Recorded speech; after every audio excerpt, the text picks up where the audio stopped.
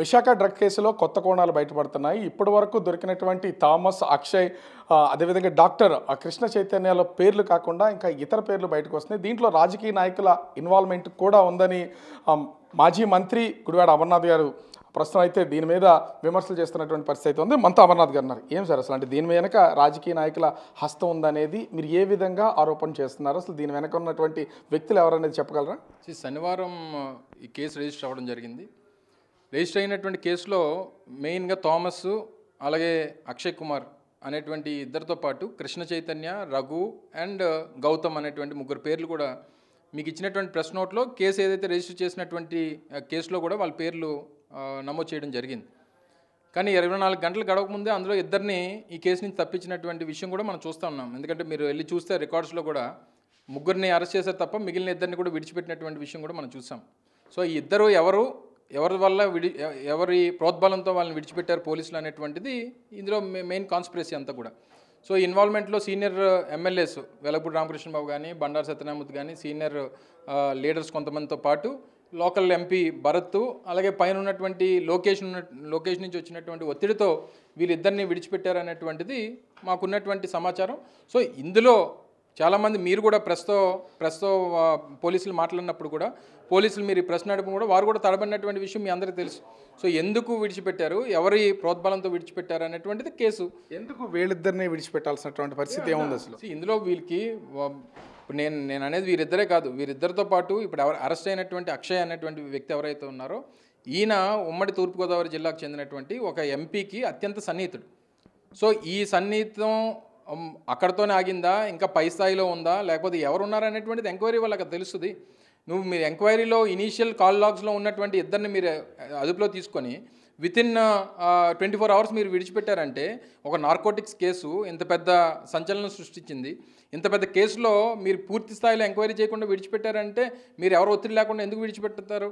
అందులోని అధికార పార్టీకి చెందినటువంటి కనెక్షన్స్ ఉన్నాయని చెప్పి తెలిసిన తర్వాత ఎక్కడ పార్టీ పరుగు పోద్దో, ప్రభుత్వం పరుగు పోద్దో అనేటువంటి ఉద్దేశంతో మీరు తప్పిస్తున్నట్టుగా కనబడతా ఉంది. ఎమ్మెల్యేలు వెలగపూడి రామకృష్ణ బాబు కానీ లేదా అటు బండారు సత్యనారాయణమూర్తి కానీ అంటే వీళ్ళ ఇన్వాల్వ్మెంట్ ఎందుకు ఉంది అని అనుకుంటున్నారు? వాళ్ళు పైనుంచి ప్రెజర్ ఉంది, లోకేష్ నుంచి కిందన వెళ్ళి చెప్పమన్నాడో లేకపోతే ఈయనకి ఇక్కడ లోకల్గా ఉన్నటువంటి రిలేషన్షిప్స్ ఏమున్నాయి మరి అది వారి సమాధానం చెప్పాలి. నాకేం తెలుస్తుంది ఎందుకు వెళ్ళి అంత కష్టపడి ఒక అధికార పార్టీకి చెందినటువంటి ఎమ్మెల్యే నిజంగా ఏదైనా కమిషనర్తో పని ఉంటే మేము కూడా ఎమ్మెల్యేలు చేసాం, మంత్రులు చేసాం.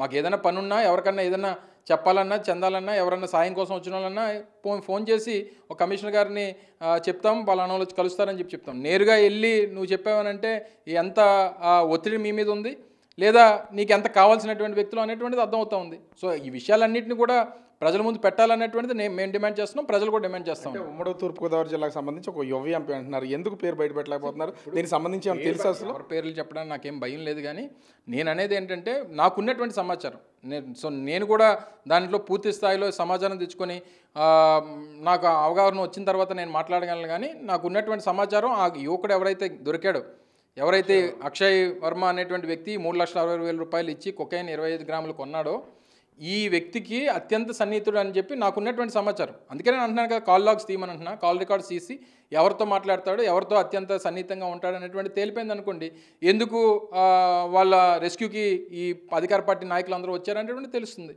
అంటే కాల్ లాగ్స్ బయటకు పెట్టే అవకాశం ఉందనుకుంటున్నారు. దీని గురించి మీరు ఏమైనా ఫైట్ చేస్తారా? పోలీసులు తలుచుకుంటే నువ్వు ఎక్కడున్నావు, నేను ఎక్కడున్నా కూడా పట్టుకోగలరు.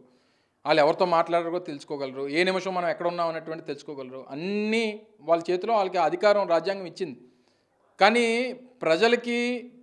ప్రజల ముందు వాస్తవాలు పెట్టాల్సినటువంటి బాధ్యత ఉన్నటువంటి పోలీసులు ప్రభుత్వం తాలూకు ఒత్తిడికి లొంగడం, ఏదో చిన్న కొట్లాటో లేకపోతే గొడవ ఏదో అయ్యింది అనుకోండి, మీరన్నా మేమన్నా అధికారంలో ఉన్నప్పుడు కానీ లేకపోతే ప్రతిపక్షంలో ఉన్నప్పుడు కానీ మా వర్గాన్నో మా పార్టీ నాయకత్వాన్నో లేకపోతే వాళ్ళని కాపాడుకునేటువంటి దాంట్లో ఏదైనా చూసి చూడనట్టు ఊరుకోండి అనేటువంటి మాట సహజం. కానీ ఎంత పెద్ద ఇష్యూ డ్రగ్స్ అనేటువంటిది ఈరోజు ఓ పెద్ద భూతంలా తయారైంది. దేశవ్యాప్తంగా, ప్రపంచవ్యాప్తంగా, ముఖ్యంగా మన రాష్ట్రంలో గడిచినటువంటి సంవత్సర కాలంగా మనం చూస్తూ ఉన్నాం. సో ఇటువంటి ఇన్సిడెంట్స్లో, ఇటువంటి పెద్ద కేసెస్లో, అందులోని ఆ పవిత్రమైనటువంటి యూనివర్సిటీస్లో, సార్ అది ఆంధ్ర యూనివర్సిటీయా గీతం యూనివర్సిటీ అనేటువంటిది ఎంక్వైరీలో తేలుతుంది. సో ఎక్కడ తేలినా సార్, ఒకవేళ ఆంధ్ర యూనివర్సిటీ అయితే అత్యంత పవిత్రమైనటువంటి యూనివర్సిటీ, ఒకవేళ గీతం యూనివర్సిటీ అయితే ఈ రాష్ట్రానికి చెందినటువంటి ముఖ్యమంత్రి గారికి అత్యంత సన్నిహితుడు, ఈ ప్రాంతానికి చెందినటువంటి ఎంపీ. ఏది జరిగినా సరే అటువంటి కార్యకలాపాలకి ఇటువంటి పవిత్ర స్థలాలు వేదికలు అవుతా ఉన్నాయనంటే ఏమైపోతుంది ఈ ప్రాంతం తాలూకు బ్రాండ్ ఇమేజ్ ఏమైపోతుంది అనేటువంటి తపన మాలో ఉంది, ప్రజల్లో ఉంది. సో ఇవన్నీ కూడా కన్సిడరేషన్లో తీసుకొని ఇటువంటి జరగకుండా చూసుకునేటువంటి ప్రయత్నం చేయాలి తప్ప వాళ్ళని కాపాడుతున్నారనేటువంటి పరిస్థితి బయటికి వెళ్తే రేపు ఆ పార్టీలో ఉన్నటువంటి మిగిలిన వాళ్ళు కూడా తయారవుతారు. సో ఇవి మేజర్ కన్సర్న్స్గా మేము చూస్తూ ఉన్నాం. ఏదైనా వాస్తవంగా పబ్లిక్ కోరుకునేది ఏంటంటే ఇందులో వాస్తవాలు ఏంటి, ఎవరెవరు ఇన్వాల్వ్మెంట్ ఉంది, దేని వల్ల జరుగుతుంది, ఇంకేమేమి లింక్స్ ఉన్నాయి ఇందులో అనేటువంటిది ప్రజల ముందు నిజాయితీగా బయట పెట్టాలని చెప్పి పోలీసుని డిమాండ్ చేస్తూ ఉన్నాం. అంటే ఇక్కడ ఖచ్చితంగా ఎమ్మెల్యేలు వెలగపూడి రామకృష్ణ బాబు, అదేవిధంగా బండారు సత్యనారాయణమూర్తి వీళ్ళు అటు విశాఖ ఎంపీ భరత్ పోలీసుల మీద తీవ్రమైనటువంటి ఒత్తిడి తీసుకొచ్చారు. దీని వెనక నాగరా లోకేష్ రెడ్డి ఈ కేసు నుంచి జైన్ అదేవిధంగా రఘు అనే వ్యక్తులు ఇద్దరిని కూడా తప్పించారనేది చేస్తున్నటువంటి ఆరోపణలో ముఖ్యంగా ఉంది. ఖచ్చితంగా పోలీసులు కూడా ఈ ఒత్తిడికి తలొగ్గే వాళ్ళు తప్పించారు. కాల్ రికార్డ్స్ ద్వారా మొత్తం అందరి మీద ఎంక్వైరీ చేయాలి. అదేవిధంగా ఉమ్మడి తూర్పుగోదావరి జిల్లాకు చెందినటువంటి ఒక యువ ఎంపీ ఉన్నారు, అతని మీద కూడా దీనికి సంబంధించి పూర్తి విచారణ చేస్తే ఎంతోమంది బయటపడే అవకాశం ఉందని మాజీ మంత్రి గుడివాడ అమర్నాథ్ చెప్తున్నటువంటి పరిస్థితి కనిపిస్తోంది. కెమెరామెన్ జయతో రాజు, బిగ్ టీవీ, విశాఖపట్నం.